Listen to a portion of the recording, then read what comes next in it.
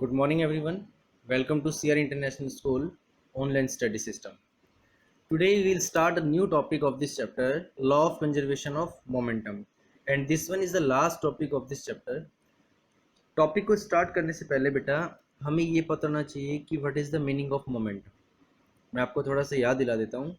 जब हमने Newton second law of motion पढ़ा था तो वो स्टार्ट ही बेटा मोमेंटम से हुआ था. हमने पहले कंप्लीट टॉपिक पढ़ा था मोमेंटम का. मोमेंटम क्या होता है?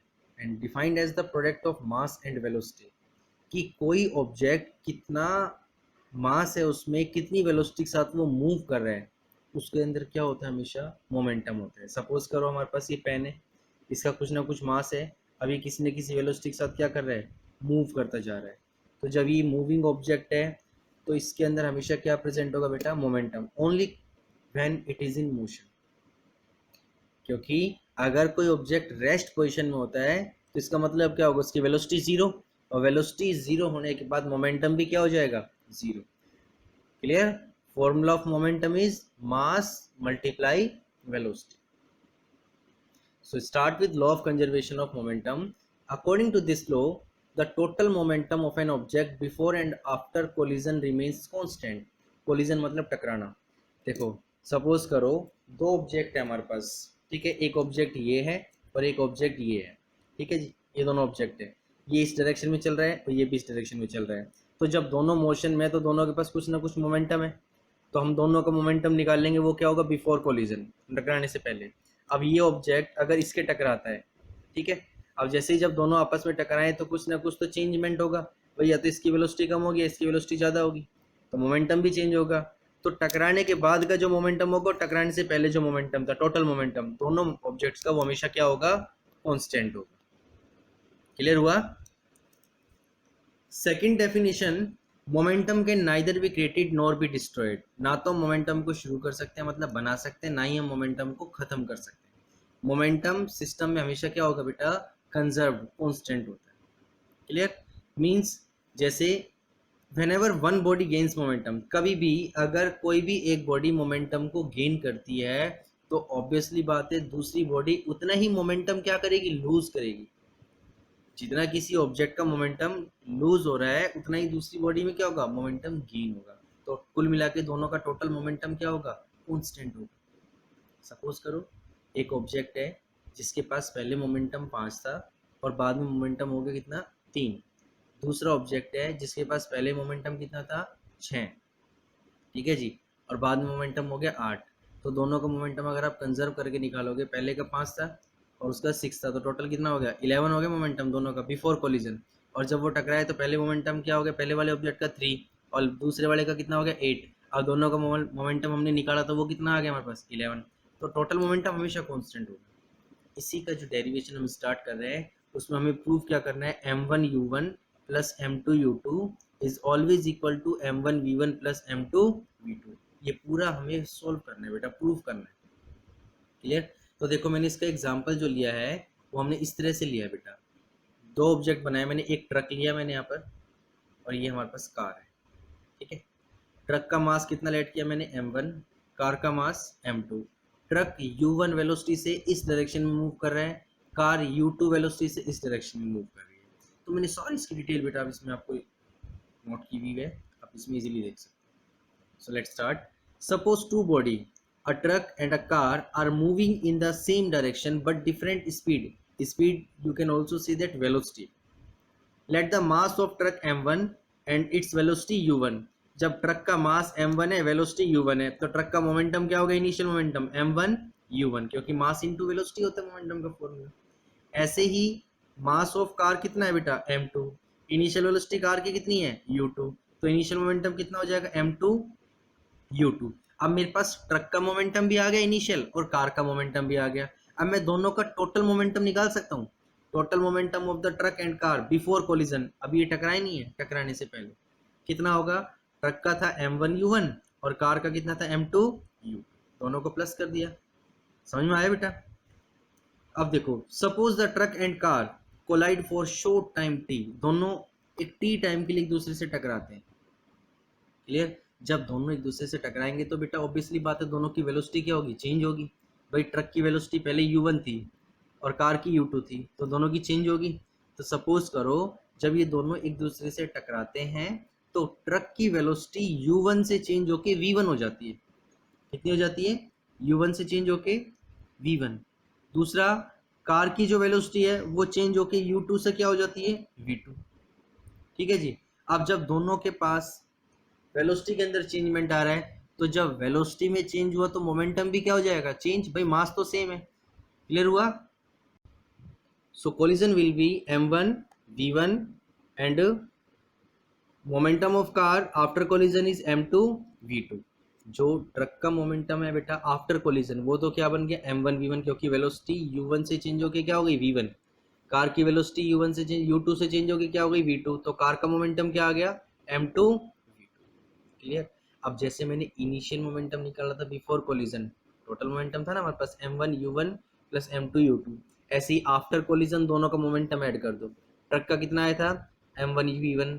कार का कितना है? m2 v2। दोनों का हमारे पास क्या आ गया? टोटल मोमेंटम आ गया। कौन सा कब आया? ये आफ्टर कोलिजन। अब जब ट्रक और कार एक दूसरे से टकरा रहे हैं, कोलाइड कर रहे हैं, तो दोनों एक दूसरे के ऊपर फोर्स भी अप्लाई करेंगे। क्या अप्लाई करेंगे? फोर्स। तो ट्रक ने कार के ऊपर जो फोर्स अप्लाई किया वो तो क्या है? F1। ध्यान से समझना इसको बेटा। Truck exert a force F1 on the car in turn, और रिटर्न के अंदर कार ने कितना फोर्स एक्सर्ट किया है? F2। किसके ऊपर? ट्रक के ऊपर। ट्रक ने किया F1 फोर्स और कार ने किया F2 force. So when the force F1 of the truck acts on the car, कितने टाइम के लिए? t टाइम के लिए। तो जो कार की वेलोसिटी है बेटा वो v1 से चेंज होके क्या हो गई थी? v2। तो देखो change in velocity in the given time क्या होता है? वो एक्सीलरेशन। ट्रक ने F1 फोर्स लगाया कार पे तो कार में क्या प्रोड्यूस हुआ? एक्सीलरेशन। कार का एक्सीलरेशन क्या होगा? a2 v2 minus u2 upon T. क्यों? क्योंकि कार की जो फाइनल वेलोसिटी थी वो क्या आ गई थी हमारे पास? v2। इनिशियल वेलोसिटी कितनी थी कार की? u2। तो final velocity minus initial velocity upon में टाइम। और फोर्स का फॉर्मूला क्या होता है? Mass into acceleration. Mass of car कितना है? m2। क्लियर हुआ? Clear? So the acceleration of the car कितना हो गया? a2 v2 minus u2 upon में t। तो कार के अंदर जो फोर्स प्रोड्यूस होगा वो कितना होगा बेटा? F1 की वैल्यू आ गई हमारे पास m2 v2 minus u2 upon t। ये F1 फोर्स ट्रक ने लगाया था किसके ऊपर? कार के ऊपर। क्लियर? तो हमारे पास ये F1 की वैल्यू आ गई। सेम अब रिटर्न के अंदर कार भी क्या लगाएगी? ट्रक के ऊपर फोर्स। भाई जब दो चीजें आपस में एक दूसरे से टकरा रहे हैं तो ये भी इसके ऊपर फोर्स लगा रहा है और ये भी इसके ऊपर फोर्स लगा रहा है। इसने फोर्स लगाया F1 और इसने फोर्स क्या लगाया? F2। तो सपोज करो when the force F2 of the car react on the truck, क्योंकि पहले एक्शन था और अब क्या हुआ? Reaction for a time t, then the velocity of the truck changes from u1 to v1।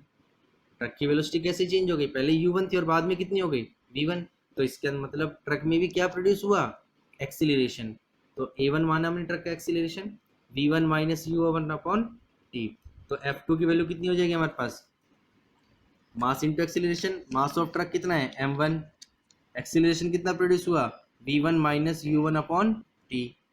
समझ में आया? यहाँ तक हमारे पास F1 की वैल्यू भी आ गई और F2 की वैल्यू भी आ गई। ट्रक ने कार पे फोर्स लगाया, कार ने ट्रक पे फोर्स लगाया। अब मैं अगर बात करूं Newton's third law of motion की, Newton's third law of motion क्या होता है? To every action there is equal and opposite reaction. Means action and reaction forces are equal and opposite. तो F1 इज इक्वल टू किसके होगा? F2 के। और minus का साइन आ रहा है। F1 की वैल्यू क्या आई हमारे पास? m2 v2 minus u2 upon t। ये पुट कर दी मैंने value. Minus H D. F2 की वैल्यू आई मेरे पास m1 v1 minus u1 upon t। t से t कैंसिल। m2 को v2 से मल्टीप्लाई किया m2 v2 माइनस m2 को u2 से मल्टीप्लाई किया m2 u2 is equal to minus m1 v1 minus minus plus m1 u1। अब v1 और u1 को एक तरफ ले जाओ, v वाले सारे एक तरफ, u वाले सारे एक तरफ। तो यहाँ पर हमारे पास m2 v2, ये माइनस का m1 v1 इधर किसका हो जाएगा? प्लस का m1 u1 H D minus का m2 u2 इधर किसका हो जाएगा? प्लस का। तो m1 v1 plus m2 v2 is equal to m1 u1 plus m2 u2। Clear हुआ? So the total momentum before collision is equal to the total momentum after collision. m1 u1 plus m2 u2 is equal to m1 v1 plus m2 यही हमें क्या करना था, prove करना था बेटा। अब जो इसकी एप्लीकेशंस है, इसकी एप्लीकेशंस मोस्ट प्रोबेबली सारी वही है जो Newton's third law of motion, क्योंकि एक्शन और रिएक्शन फोर्स इसके अंदर भी है। Same working of jet aeroplane and rockets are based on the law of conservation of momentum. कैसे, देखो जब हम किसी भी रॉकेट की वर्किंग देखते हैं बेटा, तो पीछे से जो उसका नोजल होता है उसमें से हॉट गैसेस निकलती है बाहर, ठीक है। अब उस गैस का मास तो क्या है, बहुत कम है जो बाहर निकल रही है, और रॉकेट का मास क्या है, ज़्यादा है। इसका मतलब गैस का मोमेंटम भी कम होगा, नहीं, क्योंकि गैस जिस वेलोसिटी के साथ बाहर आ रही है बेटा, वो वेलोसिटी बहुत हाई है, और वेलोसिटी हाई है, मास कम है, तो मोमेंटम तो ज़्यादा हो जाएगा। हम वेलोसिटी को इंक्रीज करके मोमेंटम को इंक्रीज कर सकते हैं ना, तो दोनों का मोमेंटम क्या है लास्ट में, कांस्टेंट हो। ऐसे ही जब भी कोई बुलेट फायर की जाती है किसी गन से, तो वो भी किसको फॉलो करती है, law of conservation of momentum. इस चैप्टर के अंदर बहुत से क्वेश्चंस आएंगे बेटा जो बुलेट और गन के ऊपर बेस है, और वो completely law of conservation of momentum के ऊपर सॉल्व होंगे। जैसे momentum of bullet always equal to the momentum of gun. Momentum of bullet क्या होगा, mass of bullet, velocity of bullet. Momentum of gun क्या होगा, मास ऑफ गन और recoil velocity of the gun. Recoil velocity क्या होती है, the velocity by which the gun recoil, पीछे की तरफ जाती है जिस वेलोसिटी के साथ कोई भी गन, उसको क्या बोलते हैं, उसकी हम recoil velocity of the gun. Clear. I hope कि आपको ये आज का टॉपिक कंप्लीट समझ में आया होगा बेटा।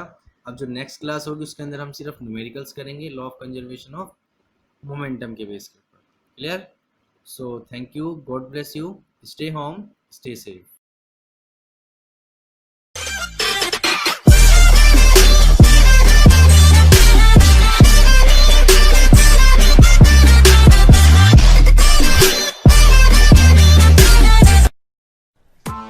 Press the bell icon on the YouTube app and never miss another update.